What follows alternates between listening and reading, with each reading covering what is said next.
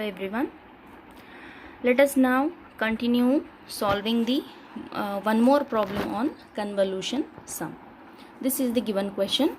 Find the output y of n by using the convolution.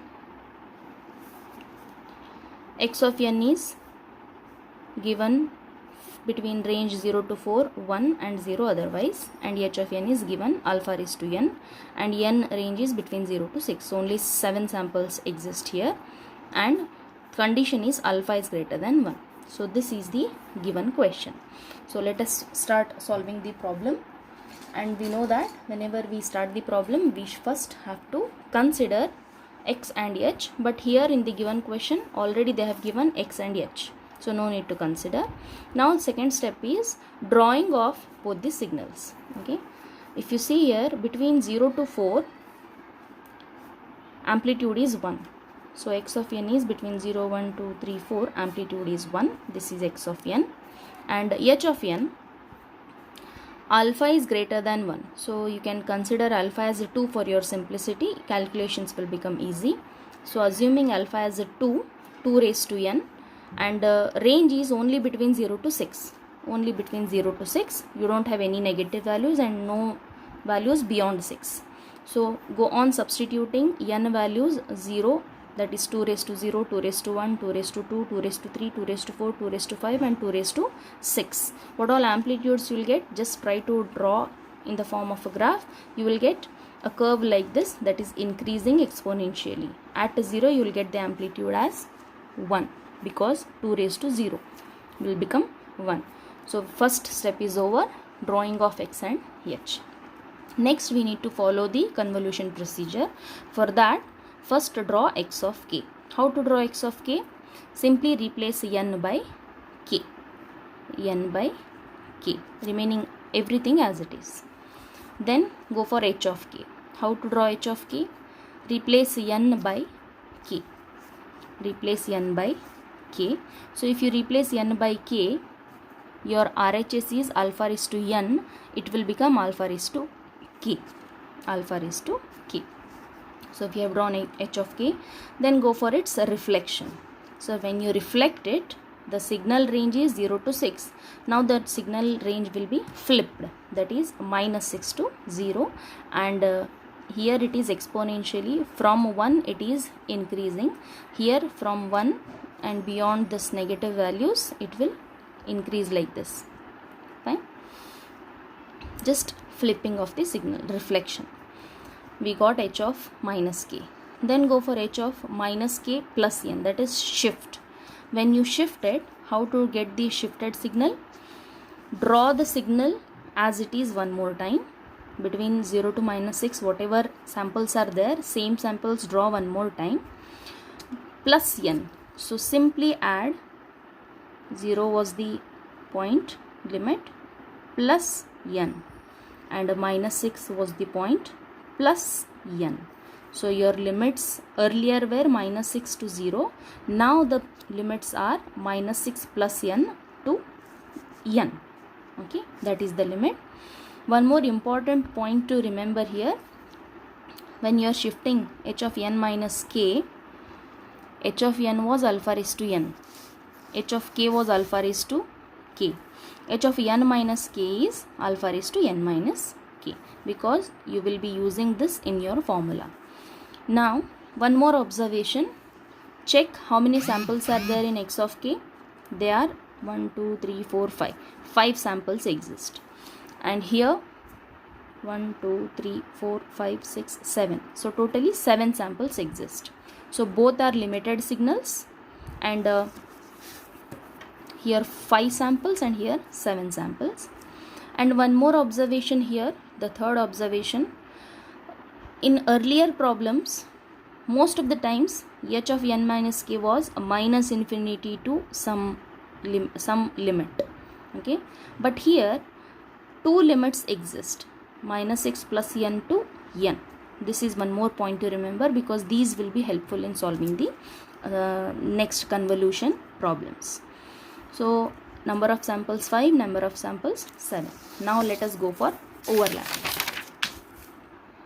First overlapping, as the observation is both are finite signals, so we have got many possibilities. Let us see those possibilities one by one. So first possibility is, when your h of n minus k, which has 7 samples, when you keep this signal, drawing of x of k is first thing. Draw x of k, blue color signal, and keep it fixed. Okay. Second signal, which has got 7 samples, keep it before 0. When you keep this point n before 0, n is less than 0. For that, if you draw whatever I have drawn it here, try to draw it one below the other for your simplicity. X of k, h of n minus k. If you observe, can you multiply these two signals? The product will be 0, because you are not getting any common area for multiplication. 0 multiplied by some value multiplied by 0. So you don't have any common area, no product exists. So convolution for the first time range is 0. Okay. Let us now move to the second possibility. What is the second possibility? Second time range. Draw x of k one more time. Keep it fixed. Between 0 to 4, 5 samples are there. Second possibility for the overlapping is, your 7 samples with this n point, keep greater than 0 but less than 4. That is, between 0 to 4 you put this point. You can keep anywhere between 0 to 4. I have put between 1 and 2, I have put here. You can put anywhere between 0 to 4, you can keep anywhere. So if you do that, let us see this. If you draw it one below the other, x of k, h of n minus k, where n I have kept it between 0 to 4. Can you observe for what time range the multiplication exists? 0 multiplied by some value, 0. At 0 you have both the signals, at 1 you have both the signals, at 2 you have both the signals. Till what? Till n you have both the signals. If you observe, only between 0 to n, between 0, starting from 0 till n, you get the product. After this, even though first signal has some samples, second signal you don't have any samples, 0 multiplied by that value. So only between 0 to n you are getting the common area for multiplication. So let us solve the convolution for second range. Output is given by, you know that this is the convolution sum formula. Now what is our time range overlapping between 0 to n? So between 0 to n, what is x of k? X of k has got all 1 1 1 1, so amplitude is 1.